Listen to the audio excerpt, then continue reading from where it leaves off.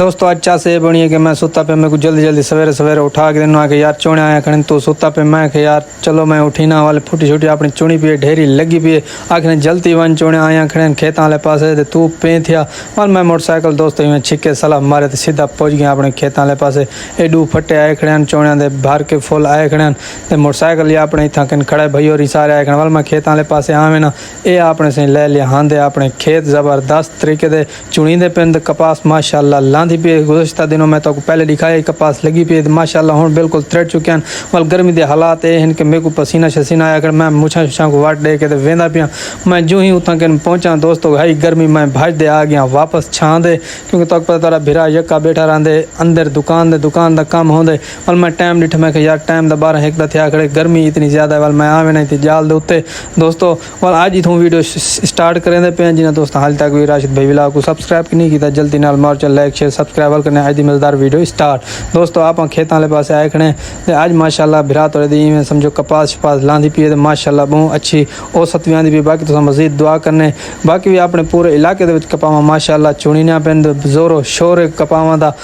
बाकी थोड़े इलाके चुनीना पेन तो कमेंट दे लाजमी दसे सो और भिरा तो गर्मी लग गई आप इतनी छां दे बस इवें शशके मारी रखें जरिए ऊपर सड़े दे रह गए वह फुटिया चुनी गए जल्दी चवावना मैं कि भाई मैं इतनी छां दे खड़ा मेरे लायक इतनी कोई काम होवे कोई सवारी का आवन वजन का कोई काम होवे जेड़े सवारियां दे वंजना होवे पानी भरना होवे ये काम मैं कर सकदा बाकी फुटिया मैं नहीं चवा सकदा सामने वाल चुनिया फुटिया कढेना पेन आप भिरा तो इतनी टेके दा छां दे उत्ते खड़े थिया आप छां दे उत्ते इतनी कन बस गप्पा शप्पा लई खड़े एक दोस्त नाल भी आई है उनदे नाल मैं कि भाई आप इतनी कन खड़ने आप अगा नहीं आंदे गर्मी बलाए वल भिरा तो छां दे उत्ते खड़ा जो है दवल खड़े क्यों कन्या वने वल दोस्तों खुशखबरी ये आ गई कि आप करने वाले हैं टूर का प्लान अपना बिल्कुल बन चुके भिरा तो इंशाल्लाह नेक्स्ट व्लॉग जो देखने को तो मिलसी दोस्तों वो हो सी टूर वाला टूर तो कितना वेंदे पे वो भी मैं तो दसे ना असा लॉन्ग टूर करने वाले असा वेंदे पे एक अल्लाह दे वली दे दरबार दे उत्ते ज़ियारत करेसूँ और बहु ही वो मशहूर तरीन तुसां अक्सर औकात ना भी सुनिया हो सी लेकिन ये व्लॉग दे विच मैं तो ई गल नहीं दसेंदा ताकि वालो सस्पेंस जड़ा हो सी वो खत्म थी वैसी दे मैं वाल तो को जो व्लॉग नेक्स्ट जड़ा आ सी उहदे विच तुसां देख तक गिनसो फिलहाल असां लंबा टूर प्लान करके दसे अगले व्लॉग दे विच इंशाल्लाह तुसां देखसो ते असां फिलहाल अज इवें तैयारी करते निकलते पे हैं फिलहाल वल मैं दोस्त आज खड़ा इतना फुटिया छुटिया मैं चवा गिना थोड़ा जहा ना बना गिना कि यार आया कि भिरा थोड़ा भी कम करें वल मैं इतों रवाना थी वे ना दुकान वाले पासे दे दोस्तों में दुकान दे बस थोड़ी देर टाइम देने वाल तैयारी श्यारी भी तो पता करनी है आज असां हर हालत शाम को निकलसूँ ई वास्ते मैं कि व्लॉग बना दोस्तों को दसा गिना कि खुशखबरी मेरे वास्ते तो है ही है लेकिन देखने वाले वास्ते भी खुशखबरी है तो आप समझो प्लान बना के तैयारी श्यारी कर दे आप बस इन दुकान दे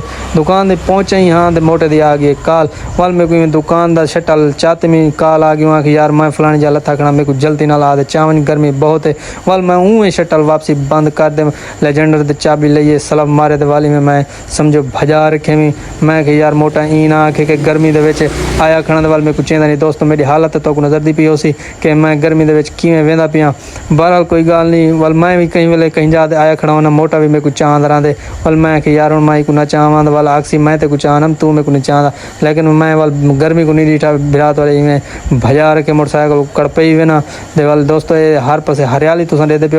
अक्सर औकात असां वेने पहाड़ी इलाके दे विच सब्ज़ा देख दिल खुश थी लेकिन साढ़े इलाके दे विच भी माशाल्लाह हर पासे देखण हरियाली देखण को मिलती है लेकिन होंदी है चंद ॾींहं वास्ते है बस हुण जिवें कपास बिल्कुल तैयार खड़ी है दोस्तों वाल कड़पई वेना में इवें वाला अगू कच्चा रस्ता आगे पहले पक्के दे वेंदा पिया में कच्चा रस्ता सो तक पता है वाल गाँव दे विच तां वाल रोडां दी तां होंदी है लेकिन कोई गल नहीं मैं खे वाले हरियाली चंद ॾींहं दी ई गल होए क्योंकि वाले कपास जो फारग थी वैसी वाली दे बाद वाल कणक गंदम दोबारा आवे सी गंदम वाल फसलां दे इही होंदियां साढ़े पासे वाल मैं इवें कड़पई वेना गर्मी दे विच वाल मोटा अगू बार बार कॉल करना खड़े वाल फाइनली मैं मोटे कोल पहुंच वेना मोटा सी देखो सामने गर्मी दे रुमाल शुमाली की बड़ा तंग सलाम करेंदा पे सारे वेवरां को सलाम थी गया मोटे की तरफों मेरी तरफों तो चलो हूँ पहले भी है वाल मोटे घर चाह दे ना मोटा की दी सेब मैं कि यार कोई सेब शेब सा कोई खवा ले यार चंगी गाल है बहरहाल खवेंदा नहीं मैं कि यार एक दू बे दे चा वहाँ के वाल तो कोई एक मिल गए बस